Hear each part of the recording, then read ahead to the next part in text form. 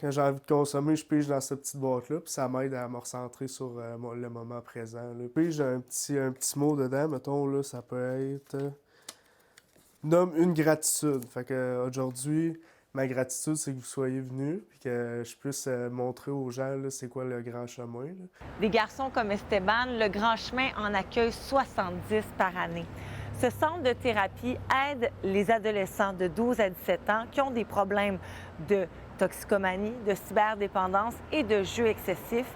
Et pour une 9e année, l'organisme lance le défi Octobre pour sensibiliser les gens aux problèmes de dépendance chez les jeunes et amasser des dons pour leur venir en aide. Pendant tout le mois d'octobre, la population est donc invitée à mettre de côté une mauvaise habitude ou à adopter une pratique plus saine.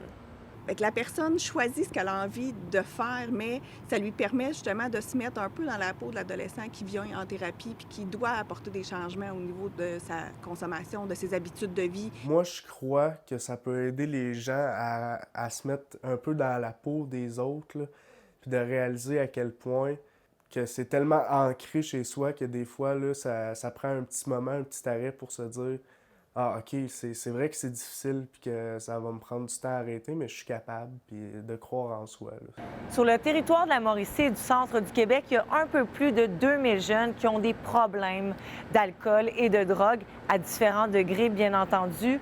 Au Grand Chemin, la majorité des jeunes viennent pour cette raison, puis 15 pour la cyberdépendance. Je suis arrivé ici parce que j'ai fait une fugue dans le fond du centre jeunesse, consommais de la morphine, du crack, cristal meth. Je dépensais au-dessus de 1900 $ dans la consommation en un mois. J'ai frôlé la mort aussi dans ma fugue à quelques reprises. Il y a quand même une évolution de ce qui est consommé. Il y a une évolution aussi de ce qui est plus addictif dans la substance, c'est ça. Julien, tu es l'un des 5 ambassadeurs du défi Octobre.